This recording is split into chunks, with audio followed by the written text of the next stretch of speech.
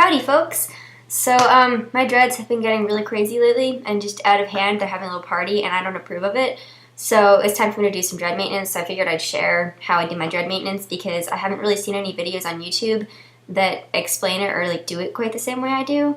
What I like to do is, I find a dread that's, like, got a lot of loose hairs and stuff around it. It's, like, right there. That one's being kind of wacky.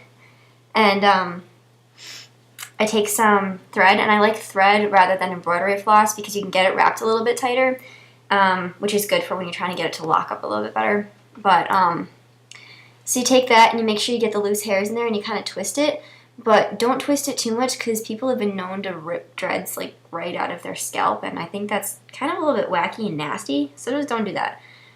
You take a little bit of your thread, like this, and you line it up with the dread, and you pinch it between your fingers, and you're basically just adding a wrap, if you've ever done that before. And you just kind of start wrapping, and you want to make sure you're getting all those loose hairs in there. And wrap it pretty tightly, too.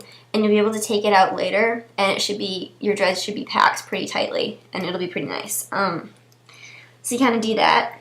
You don't have to go down real far unless you want to, and you can have, like, all kinds of fun with the colors and things. But then at the base, like when you're ready to tie it off, you grab the other end of the thread that you had wrapped this around, and you just tie a regular old box knot guy right there.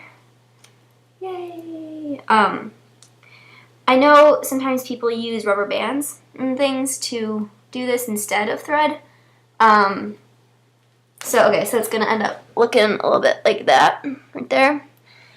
I don't recommend using the rubber bands because sometimes they get really wacky and gooey. And yeah, gooey. Weird, right? That's not a consistency that you want in your hair. And then they'll, like, break and fall out. And then if they fall out in public and people will look at you and be like, what just fell out of your hair? What is this? And then they think you don't keep clean dreads and they don't want to have any kind of contact with you, socially or physically. And then that just gets intensely awkward for everyone involved. So that's why I prefer the thread. Also, side note, please wash your dreads. It is possible to maintain clean dreads. It's recommended, actually. So, please, thank you, bye.